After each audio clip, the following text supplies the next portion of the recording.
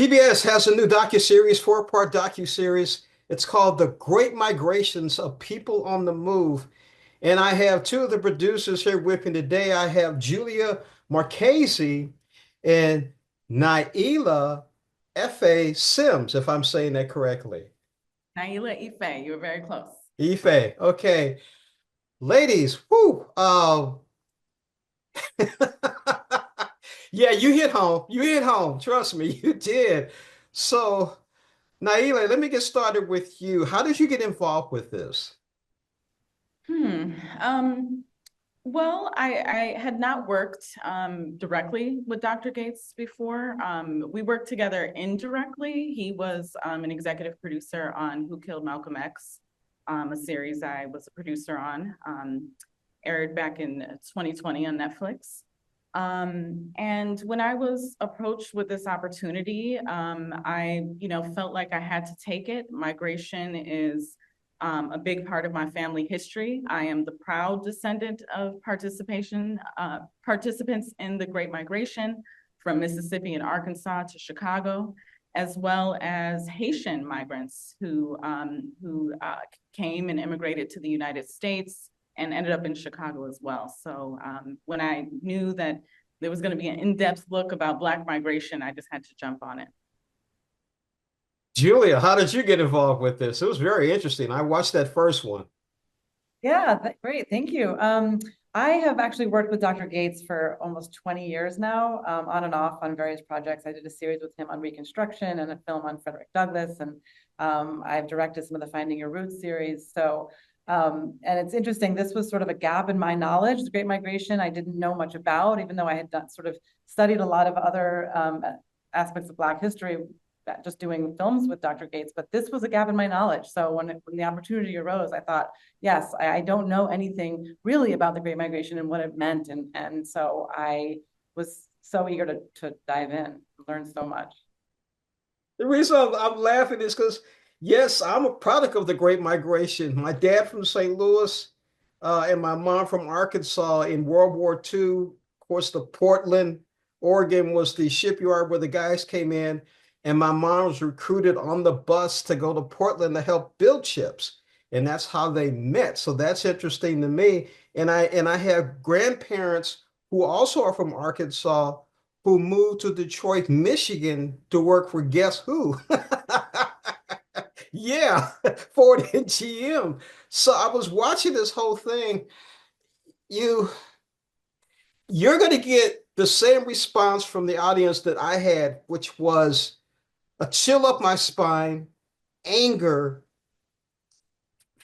a little bit of fear, a lot of regret, and a lot of questions.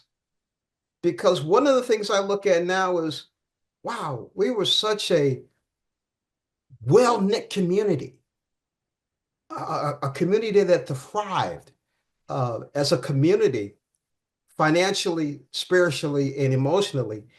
And Nail, I have to ask you the question because this was running through my mind the whole time. Where is the African community today? We seem so divided. The African American community? Yeah. Well, that's a really big question. It's hard here. I mean, just to step back, I think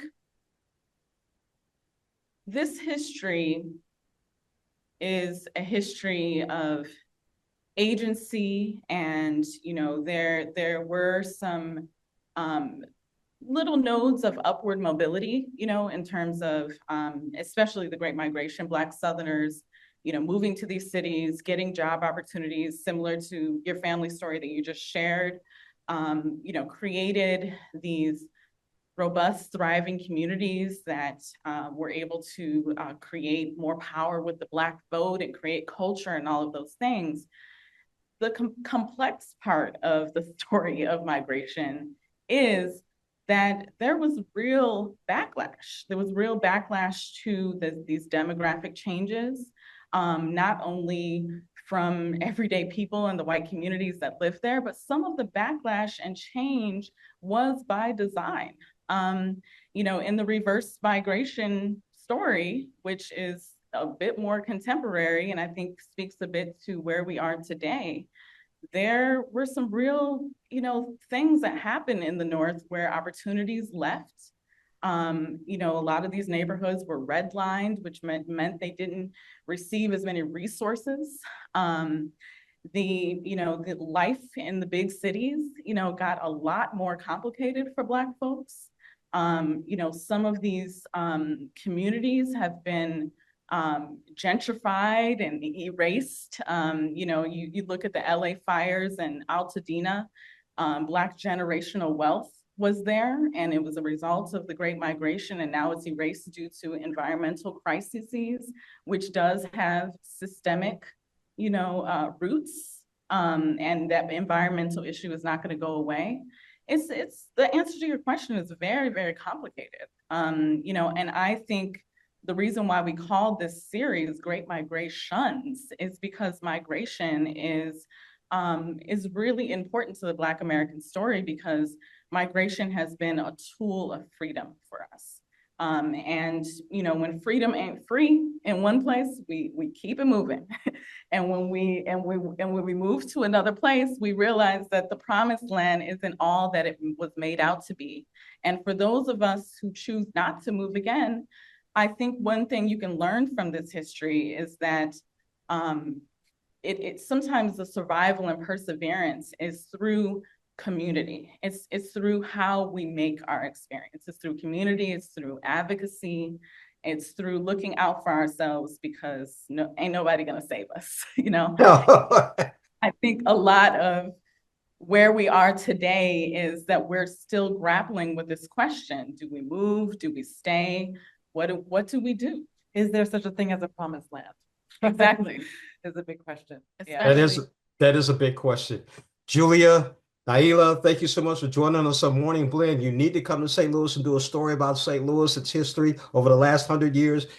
Very similar to what we're talking about today. Yeah. Very similar. I went to school in Missouri, by the way. Oh, where'd you go? Zoo. Okay, I'm down the road in Jeff City at Lincoln. I went to Jefferson City a lot, did some reporting there. Small world. Yeah, very small world. Ladies, thank you again for joining us on Morning Blend. Thank you. Thank you.